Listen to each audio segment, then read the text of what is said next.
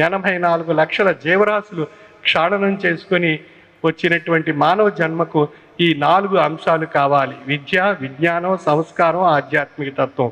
జీవితం ఏ విధంగా సాగించాలి, జీవిత మనుగడలో ఏ విధమైనటువంటి మానవత్వపు విలువలతో కూడినటువంటి చక్కని సంస్కారాన్ని విద్య, విజ్ఞానం ద్వారా పొంది ఆ ఆధ్యాత్మిక విలువలతో మానవతా విలువలను ఏర్పరచుకుని ఒక చక్కని జీవితాన్ని ఏ విధంగా రూపొందించుకోవచ్చు అనేటువంటి విషయాన్ని తెలియజేసేటువంటి ఈశ్వర ఏకత్వ ప్రతిపాదనతో కూడినటువంటి మతాతీత ఆధునిక మానవతా దేవాలయం కింద శ్రీ విశ్వ విజ్ఞాన విద్య ఆధ్యాత్మిక పీఠం యొక్క తత్వం చెప్పబడుతుంది. మరి అటువంటి తత్వం ఈనాటి సమాజానికి ఎంతో అవసరం.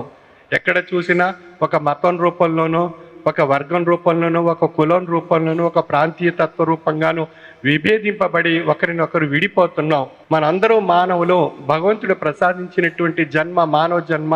దీన్ని మనం సార్థక్యం చేసుకోవాలి. ఈ మానవ జన్మను అర్థం చేసుకోవాలి, పరమార్థాన్ని తరించాలి అనేటువంటి భావన ఏదైతే ఉందో అది ఏ శ్రీ విశ్వ విజ్ఞాన విద్య ఆధ్యాత్మిక పీఠం యొక్క తాత్విక భావన. ఆ భావన మనందరిలో ఏర్పరచుకున్నట్లయితే మనందరిలో కూడా సుఖము, శాంతి, సంతోషం, ఆరోగ్యం, ఆనందం కలుగుతుంది.